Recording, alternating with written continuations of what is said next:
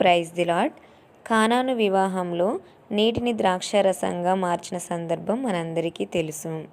అయితే యేసుప్రభు వారు 6 రాతి బాణాలలో నీటిని నింపమన్నాడు. 6 రాతి బాణాలలోనే ఎందుకు నింపమన్నాడు అనగా, 6 అనేది మానవుని యొక్క సంఖ్య. మానవుణ్ణి దేవుడు 6వ రోజున సృష్టించాడు. 7వ రోజున పని అంతా సమాప్తమైందని విశ్రమించాడు.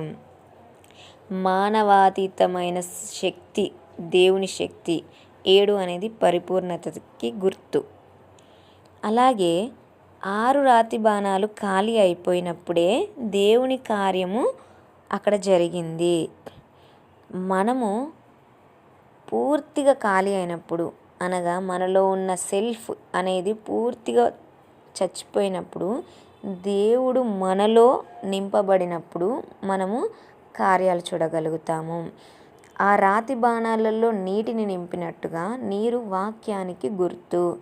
మనలో మన సెల్ఫ్ ఖాళీ అయిపోయి దేవుని యొక్క వాక్యాన్ని మనము నింపుకున్నప్పుడు, దేవుని యొక్క సన్నిధికి దగ్గరగా మనము నివసిస్తున్నప్పుడు మనని దేవుడు ద్రాక్షారసంగా మారుస్తాడు, అద్భుతంగా మారుస్తాడు, అద్భుత కార్యాలు మన ద్వారా జరిపిస్తాడు. అనగా ఏ రంగు రుచి వాసన లేని నీటిని రంగు రుచి వాసన కలిగిన ద్రాక్షారసంగా మార్చినట్టుగా, ఏ గుర్తింపు లేని మనని దేవుడు తన యొక్క మహిమ నిమిత్తము అనేకులకు గొప్ప వెలుగుగా, అనేకులకు మాదిరిగా, అనేకులకు దేవుడు దీవెనకరంగా మారుస్తాడు. ఒక సువాసన భరితంగా, ఒక రుచికరంగా మనని మారుస్తాడు. ఎప్పుడంటే మనలో ఉన్న రాతి బాణాల్లో ఉన్న ద్రాక్షరసం ఖాళీ అయిపోవాలి.